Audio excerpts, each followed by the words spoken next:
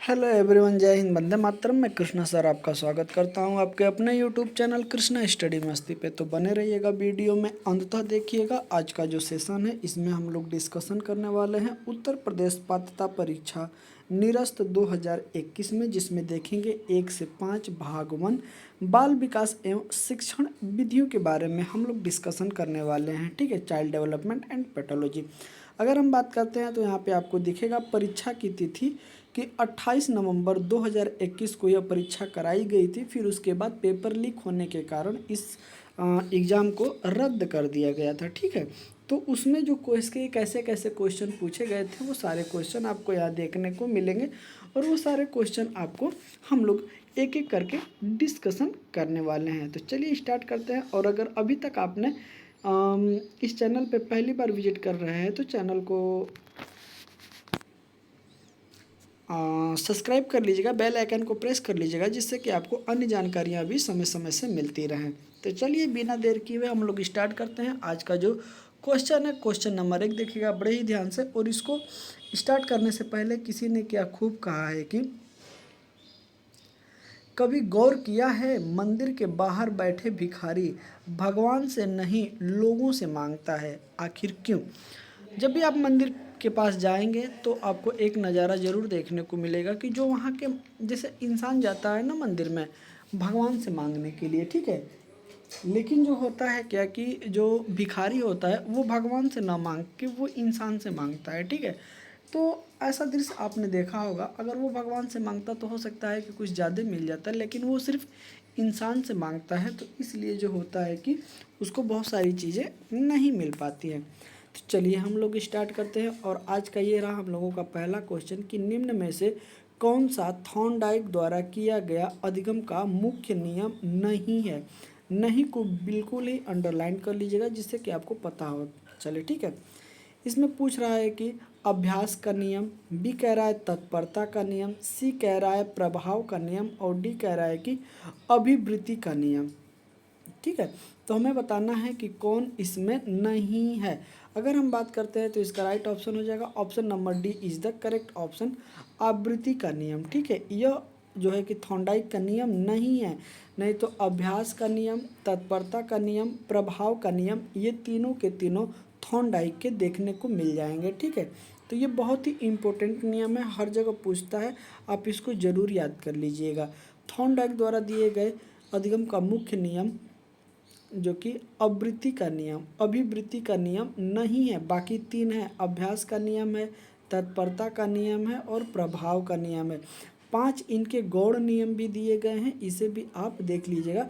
अब पूछता है, पहले नहीं पूछता था, अब क्वेश्चन में ये भी पूछ रहा है। पहला है, अगर आप बात करेंगे तो मनोवृत्ति का नियम, दूसरा है बहु अनुक्रिया का नियम, तीसरा है आंशिक क्रिया का नियम, और चौथा है आत्मीकरण का नियम, पांचवा है सहचार्य परिवर्तन का नियम। तो ये 5 इनके गौण नियम है। ठीक है, इसे भी आप याद रखिएगा। और ये 3 तो एकदम वेरी वेरी मोस्ट इम्पोर्टेंट हैं, इस तीनों को तो आप बिल्कुल रट लीजिएगा। ठीक है, क्योंकि एक आपको देखने को मिल ही जाएगा एग्जाम में। चलिए क्वेश्चन नंबर 2 देखिएगा कि कोहलर तथा कोफ्ता के अनुसार सीखना होता है, तो सीखना क्या होता है हमें बताना है। ऑप्शन नंबर ए कह रहा है कि अनुकरण द्वारा, बी कह रहा है प्रयास द्वारा, सी कह रहा है सूझ द्वारा, और डी कह रहा है कि अभ्यास द्वारा। ठीक है, अगर हम बात करते हैं तो इसका राइट ऑप्शन हो जाएगा क्वेश्चन का 2 का ऑप्शन नंबर सी हो जाएगा, सूझ के द्वारा। Option number C is the correct option हो जाएगा। क्या हो जाएगा? तो C is the correct option हो जाएगा, सूझ द्वारा। ठीक है, आगे देखिएगा। आगे है कि कोहलर, कोफ्ता, कोफ्का तथा वर्दीमर के अनुसार सूझ द्वारा सीखा जाता है। सूझ का आशय अचानक किसी समस्या का हल करने से होता है। कोहलर ने एक पिंजड़े में सुल्तान नामक चिंपैंजी को बंद कर दिया। चिंपैंजी में पिंजड़े में 2 छड़ी इस प्रकार रखी कि उन्हें एक दूसरे से फंसाकर लंबा बनाया जा सकता था, और पिंजड़े के बाहर रखे केले इधर उधर रखे गए थे। चिंपैंजी केले तक नहीं पहुंच सकता था। केले को देखकर चिंपैंजी उन्हें लेने का प्रयास करने लगा, किंतु बिना बिना डंडों या डंडों की सहायता से प्राप्त करना कठिन था। अचानक चिंपैंजी की दृष्टि छड़ी पर पड़ती है और उसने केले और छड़ी को उठाया। ठीक है, अचानक दोनों छड़ी को उसने एक दूसरे में फंसाया और उन्हें लंबा कर लिया तथा उन छड़ी की सहायता से केलों को अपनी ओर खींचकर प्राप्त कर सका। ठीक है, तो यही इनका रिसर्च भी है। ठीक है, तो कोहलर का जो रिसर्च है वो किस पे है? चिंपैंजी पे है। इस प्रकार कोहलर ने चिंपैंजी पर प्रयोग किए और निष्कर्ष निकाला कि जीव संपूर्ण वातावरण का प्रत्यक्षीकरण कर सकता है। इसके आधार पर उनमें सूझ उत्पन्न होती है और इस सूत्र से वह समस्या समाधान करना सीख लेता है। तो सूझ का जब भी आएगा, सूझ का व्यवहार या सूझ की नियम, तो इसको किसने दिया है? तो कोहलर ने दिया है। और प्रयोग किस पे किया था? तो चिंपैंजी पे किया था। ठीक है, ये भी आप याद रखेंगे, चिंपैंजी पे इन्होंने अपना प्रयोग किया था। चलिए, क्वेश्चन नंबर 3 देखिएगा, बड़ा ही प्यारा क्वेश्चन है कि सामाजिक निर्माणवाद के जनक कौन थे? हमें बताना है। ऑप्शन नंबर ए कह रहा है कि नोवाक थे, बी कह रहा है कि वाइगोस्की थे, सी कह रहा है पियाजे और डी कह रहा है कि ग्लासर फ्लेट। ठीक है, तो हमें बताना है कि क्वेश्चन नंबर 3 का राइट ऑप्शन क्या हो जाएगा। अगर हम बात करते हैं सामाजिक निर्माणवाद के जनक कौन थे, तो वाइगोस्की थे। कौन थे? वाइगोस्की थे। याद रखिएगा, जब भी समाजवाद की बात आएगी तो वाइगोस्की ऑप्शन चूज करिएगा। ठीक है, is the correct option B हो जाएगा। समाज निर्माण के जनक वाइगोस्की हैं। वाइगोस्की का सामाजिक दृष्टिकोण संज्ञानात्मक विकास का एक प्रगतिशील विश्लेषण प्रस्तुत करता है। वाइगोस्की का मानना है कि बालक का विकास समाज के द्वारा अर्थात सामाजिक अंतःक्रिया द्वारा ज्ञान का अर्जन वह कर सकता है। जैसे अगर बालक का समाजीकरण कहाँ से स्टार्ट होता है, तो सर्वप्रथम उसके परिवार से स्टार्ट होता है, फिर पड़ोस में जाता है बच्चा और फिर उसके बाद स्कूल में जाता है। ठीक है, तो समाजीकरण की जो प्रक्रिया स्टार्ट होती है वो सबसे पहले कहाँ से होती है? तो वो बालक के घर से प्रारंभ होती है। चलिए, क्वेश्चन नंबर अगला देखिएगा, क्वेश्चन नंबर 4 बड़ा ही प्यारा है। यह कह रहा है कि निम्नलिखित में से कौन सा विकास की विशेषता नहीं है? हमें बताना है। ऑप्शन नंबर ए कह रहा है कि संचयी होना, बी कह रहा है दिशात्मक होना, सी कह रहा है विशिष्ट होना और डी कह रहा है कि अनियंत्रित तथा स्वतंत्र होना। ठीक है, तो विकास की विशेषता नहीं है, हमें बताना है। क्वेश्चन नंबर अगर हम बात करते हैं तो यह 4 हो जाएगा। तो कौन नहीं है विकास की जो है कि विशेषता? तो इसका ऑप्शन नंबर डी हो जाएगा, is the correct option D हो जाएगा। ठीक है, क्या हो जाएगा? D is the correct option हो जाएगा, अनियंत्रित एवं स्वतंत्र होना। ठीक है, अगर आप स्वतंत्र हैं तब भी कोई चीज़ नहीं सीख पाएंगे या विकास नहीं कर पाएंगे, और अनियंत्रित हैं तब भी आप विकास नहीं कर पाएंगे। ठीक है, आपको एक दिशा में विशिष्ट या संचयी होना पड़ेगा। ठीक है, नियंत्रित होना पड़ेगा, तभी आप जाके क्या कर पाएंगे? विकास कर पाएंगे। ठीक है, जैसे कहा गया है ना कि विकास करने के लिए बहुत सारी चीज़ों का होना आवश्यक होता है। अगर वो सारी चीज़ें नहीं हैं तो आप विकास नहीं कर पाएंगे। अपने गोल हो गया या फिर आप अपने गांव में हो गए या जो भी चीज़ें हैं, अगर आपको कोई भी चीज़ें करना है तो आपको उसके प्रति आपको पूर्ण समर्पण होना पड़ेगा। ठीक है, अगर नहीं है तो नहीं हो पाएगा। अनियंत्रित तथा स्वतंत्र होना विकास की विशेषता नहीं है, जबकि अन्य संचयी होना, दिशात्मक होना या विशिष्ट होना विकास की विशेषताएं हैं। ठीक है, चलिए क्वेश्चन नंबर देखिएगा, क्वेश्चन नंबर 5 कह रहा है कि हेरिडिटी जीनियस पुस्तक के लेखक कौन है? ठीक है, हेरिडिटी जीनियस दिया है कि author of the book heredity genius is, मतलब हेरिडिटी जीनियस पुस्तक के लेखक कौन है? ऑप्शन नंबर ए कह रहा है कि हार्लॉक हैं, बी कह रहा है कि गोल्टन है, सी कह रहा है वुडवर्थ हैं और डी कह रहा है कि रॉस हैं। अगर हम बात करते हैं क्वेश्चन नंबर 5, तो क्वेश्चन नंबर 5 का राइट ऑप्शन हो जाएगा, is the correct option B हो जाएगा, गोल्टन हो जाएंगे। कौन है? गोल्टन हो जाएंगे। 5 का क्या हो जाएगा? बी हो जाएगा, गोल्टन हो जाएंगे। तो हेरिडिटी जीनियस पुस्तक के लेखक कौन है? गोल्टन है। ठीक है, तो इसे आप याद रखिएगा। देखिएगा, हेरिडिटी जीनियस पुस्तक के लेखक गोल्टन है, फ्रांसीसी। ठीक है, फ्रांसिस गोल्टन प्रथम मनोवैज्ञानिक थे जिन्होंने वैयक्तिक विशेषताओं की आनुवंशिकता का अध्ययन किया। तो किसका इन्होंने अध्ययन किया है? वैयक्तिक विशेषताओं की आनुवंशिकता का। ठीक है, उन्होंने अपने इस अध्ययन से निष्कर्ष निकाला है कि अपनी पुस्तक हेरिडिटी जीनियस में बताया कि वैयक्तिक आनुवंशिकता क्या होती है। ठीक है, तो चलिए अगला क्वेश्चन बहुत ही प्यारा है, इसको बहुत ही आप ध्यान से देखिएगा। क्वेश्चन नंबर 6 कि संज्ञानात्मक संप्राप्ति का न्यूनतम स्तर है क्या है? ऑप्शन नंबर ए कह रहा है कि बोध अंडरस्टैंडिंग, बी कह रहा है कि नॉलेज ज्ञान, सी कह रहा है एप्लीकेशन अनुप्रयोग और डी कह रहा है कि एलिवेशन मूल्यांकन। तो अगर हम बात करते हैं कि संज्ञानात्मक संप्राप्ति का न्यूनतम स्तर क्या होता है, ठीक है, तो न्यूनतम स्तर की जब बात आती है तो इसका राइट ऑप्शन हो जाएगा option number knowledge, B is the correct option हो जाएगा। सबसे पहले नॉलेज की बात आती है, ठीक है, option number B is the correct option हो जाएगा। क्या हो जाएगा? B is the correct option हो जाएगा, B is the correct option हो जाएगा। ज्ञान हो जाएगा, ठीक है, नॉलेज हो जाएगा। देखिएगा, संज्ञानात्मक संप्राप्ति का न्यूनतम स्तर ज्ञान होता है। ब्लूम के वर्गीकरण के अनुसार संज्ञानात्मक उद्देश्य का एक श्रेणीबद्ध संगठन है।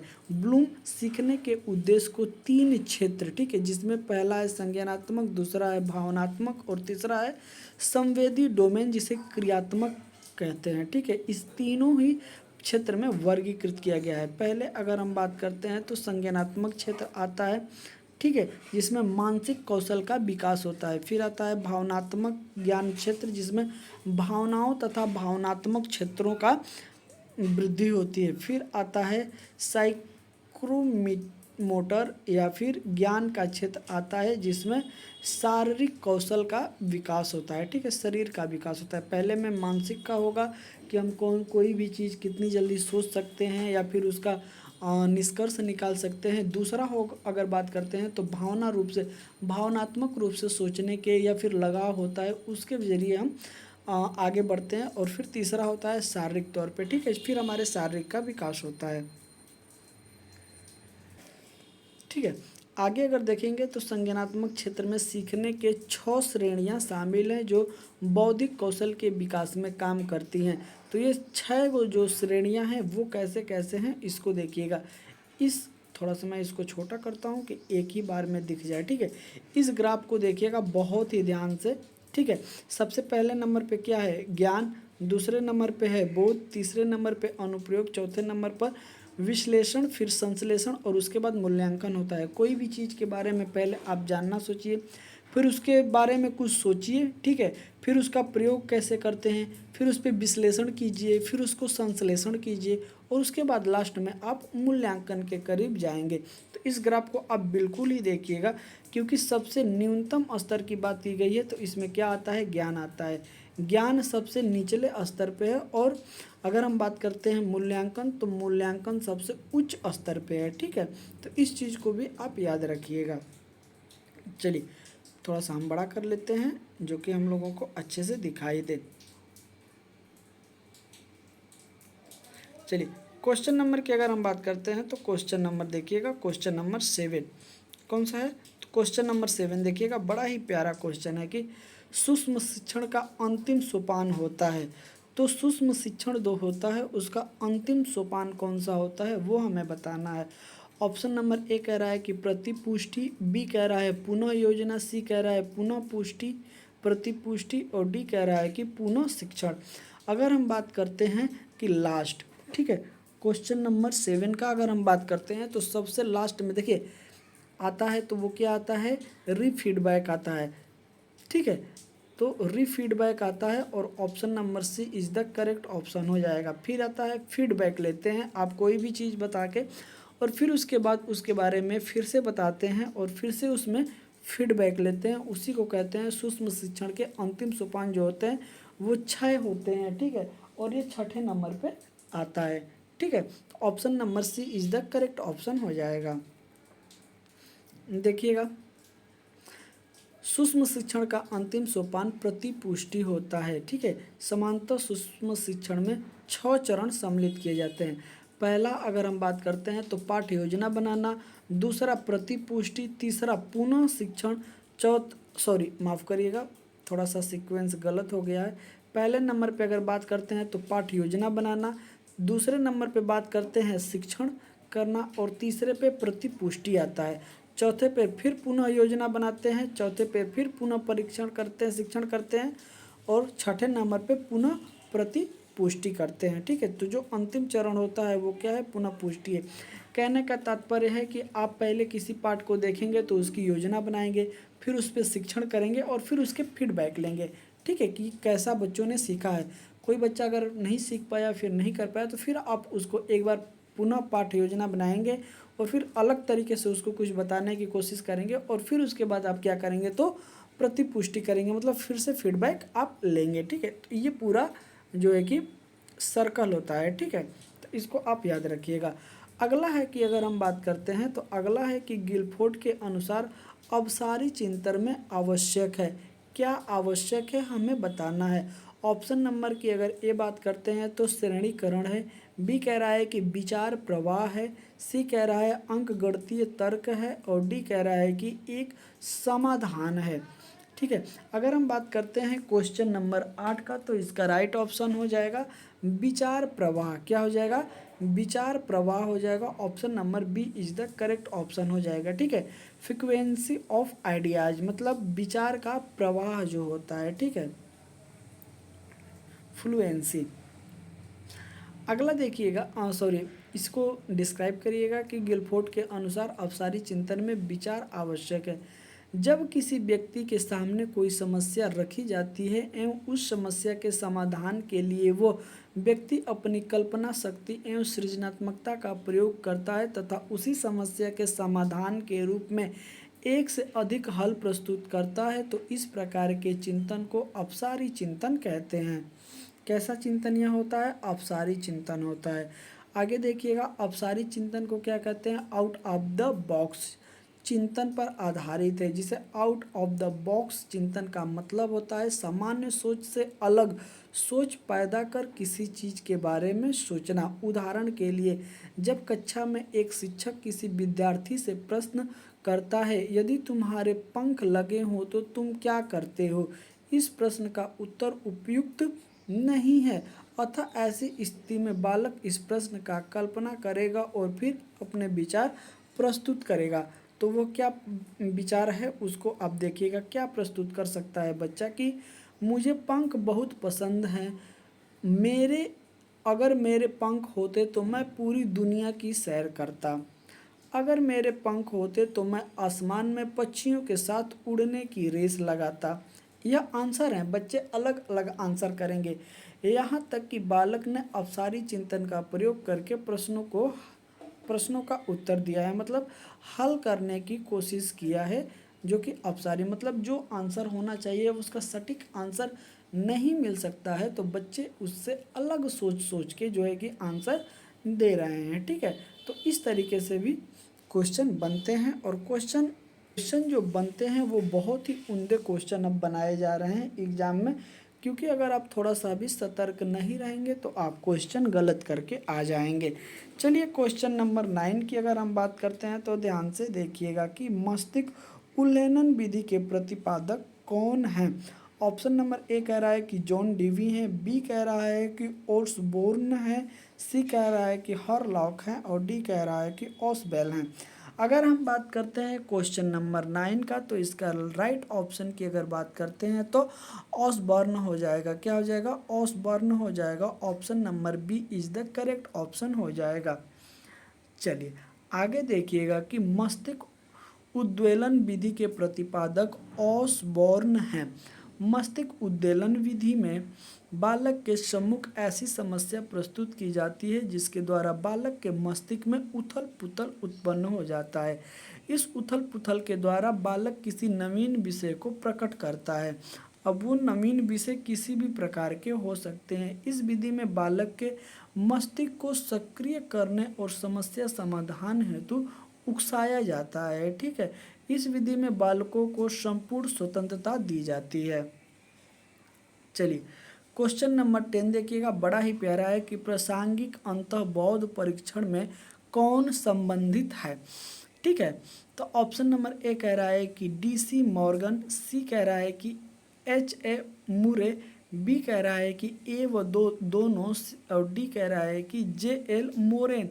अगर हम बात करते हैं क्वेश्चन नंबर 10, तो इसका राइट ऑप्शन हो जाएगा option number C is the correct option हो जाएगा। ए और बी दोनों, ठीक है, डी सी मॉर्गन भी हो जाएंगे और एच ए मुर्रे भी हो जाएंगे, ठीक है। तो एच मुरे भी हैं और डी सी मॉर्गन भी है। Option number C is the correct option, दोनों लोग हो जाएंगे।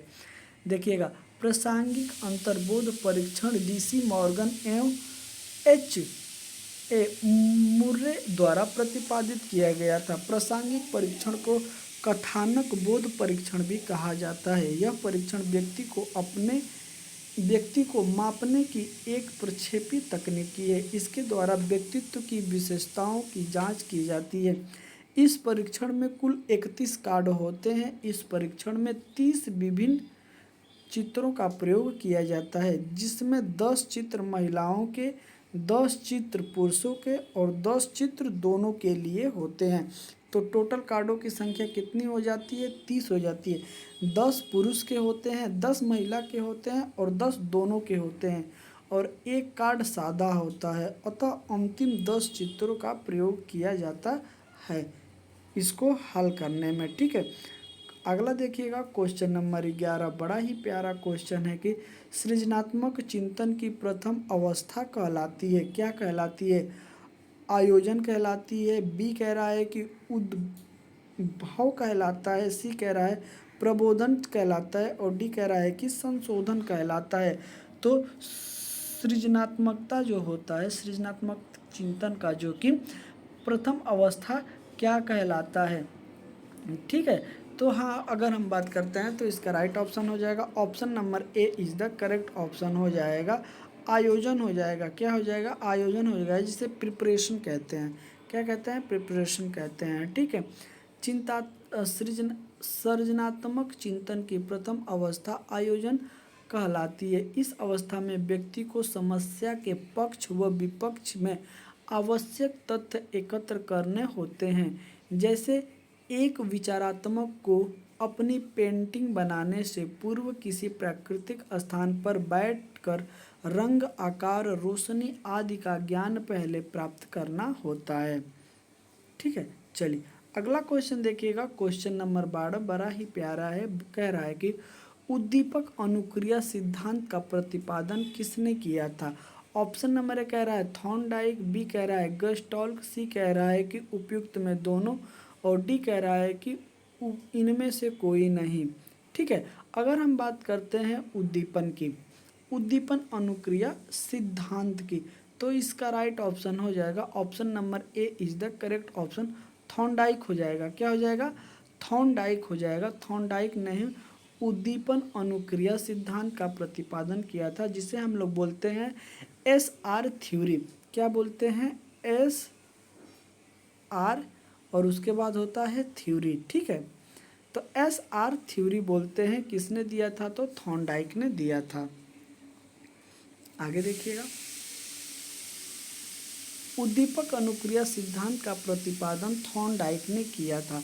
थॉर्नडाइक ने उद्दीपन और प्रतिक्रिया के संबंधों का अध्ययन करने के लिए उद्दीपन अनुक्रिया सिद्धांत का प्रतिपादन किया और सीखने के 3 नियम बताए। पहले नियम की अगर बात करते हैं तत्परता का नियम, दूसरा नियम है अभ्यास का नियम, और तीसरा है कि प्रभाव का नियम। पहला क्या है कि आप कोई चीज़ सीखने के लिए तत्पर होना चाहिए, फिर उसका आप अभ्यास करिए, ठीक है।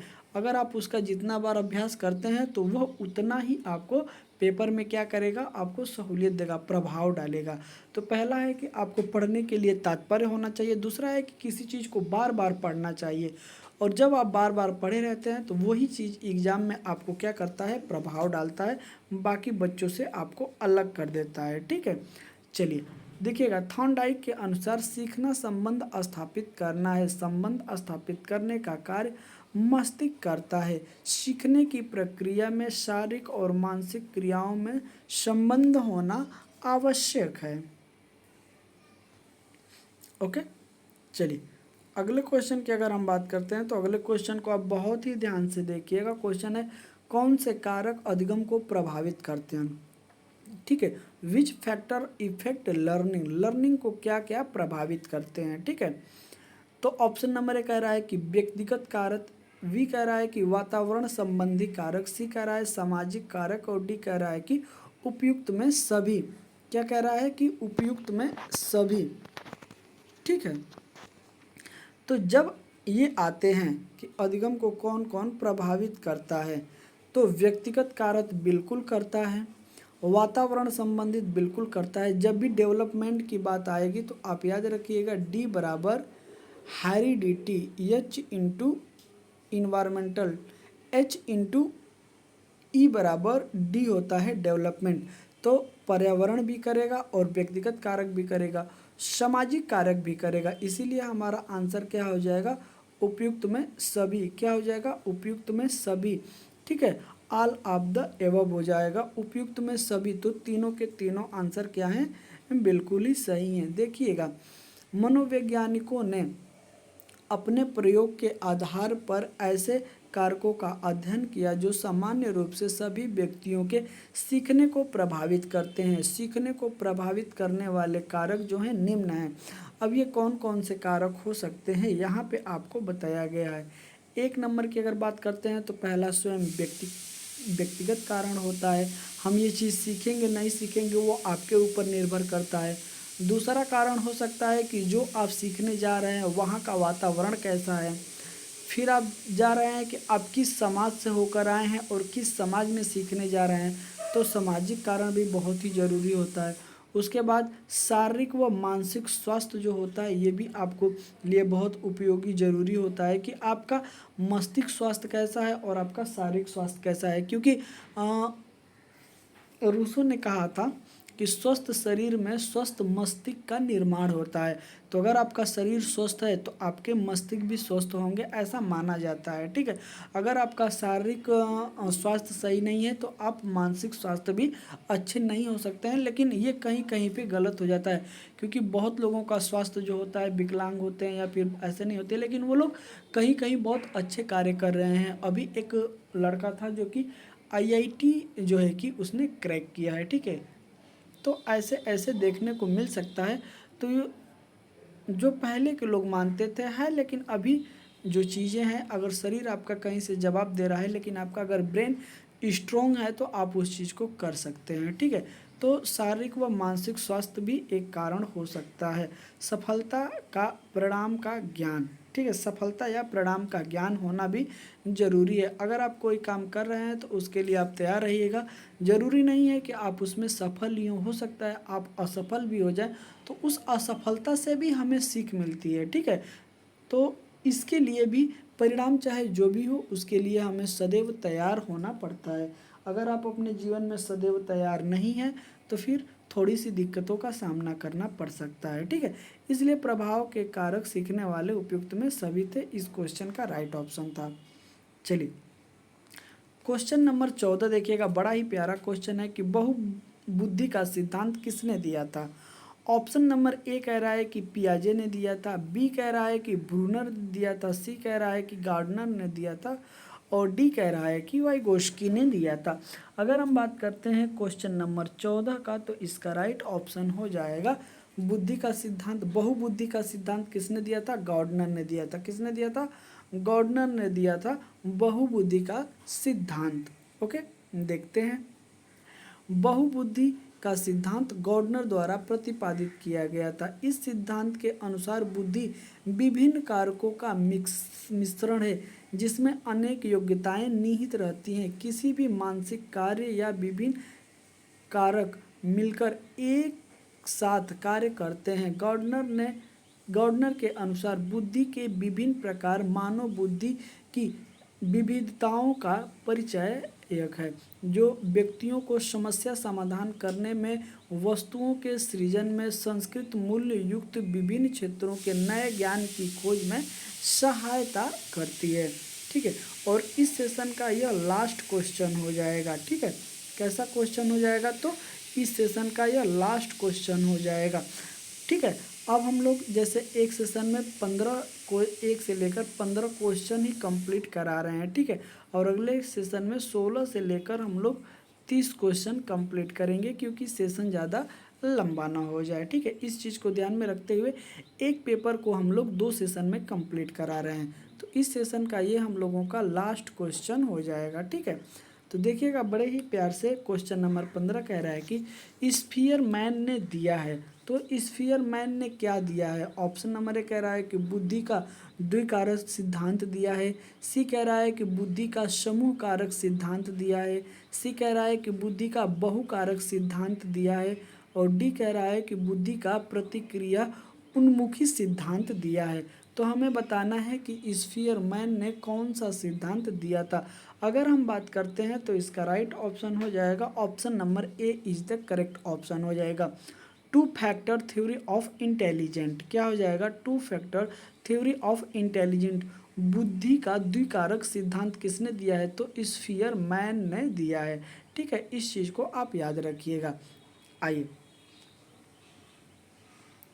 आगे देखते हैं, बहुत ही ध्यान से देखिएगा कि बुद्धि का द्विकारक सिद्धांत स्पीयर मैन ने दिया है। इस सिद्धांत के अनुसार बुद्धि के 2 तत्व होते हैं। पहला होता है सामान्य फैक्टर, जिसे जी फैक्टर कहते हैं। ठीक है, जनरल फैक्टर। और एक होता है विशिष्ट तत्व, ठीक है, जिसे हम कहते हैं स्पेशल फैक्टर। ठीक है, अब इन दोनों के अंतर्गत क्या क्या आते हैं इसको भी हम लोग देखते हैं। पहला है कि बुद्धि के सामान्य तत्व को सुविधा की दृष्टि से जी फैक्टर जनरल फैक्टर कहा जाता है। सामान्य तत्व व्यक्ति की समस्त क्रियाओं में निहित होता है। यह तत्व सभी में जन्म से पाया जाता है। कब से पाया जाता है? तो यह सभी में जन्म से पाया जाता है।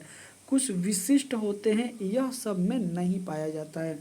विशिष्ट तत्व को सुविधा की दृष्टि से एस मतलब स्पेशल फैक्टर कहते हैं। किसी विशिष्ट कार्य को करने के लिए जिसमें विशेष बुद्धि एवं निपुणता की आवश्यकता पड़ती है, उसमें विशिष्ट तत्व की सहायक होता है। यह कारक जन्मजात न होकर यह कैसा होता है? अर्जित होता है। तो जी फैक्टर क्या होता है? जन्मजात होता है। और एस फैक्टर कैसा होता है? तो इसे अर्जित किया जाता है, मतलब सीखा जाता है। ठीक है, तो क्वेश्चन आपको कैसे लगे हैं ज़रूर आप बताइएगा। यहाँ पे अगर आप नीचे देखेंगे तो UPTET 1 से 5 निरस्त बाल विकास एवं शिक्षण विधियाँ 28 नवंबर 2021 को यह एग्ज़ाम कंडक्ट कराया गया था। ठीक है, तो सेशन आपको कैसा लग रहा है ज़रूर आप कमेंट करके बताएं, और मिलते हैं आपसे अगले सेशन में। तब तक के लिए जय हिंद, वंदे मातरम। अपना ख्याल रखिएगा।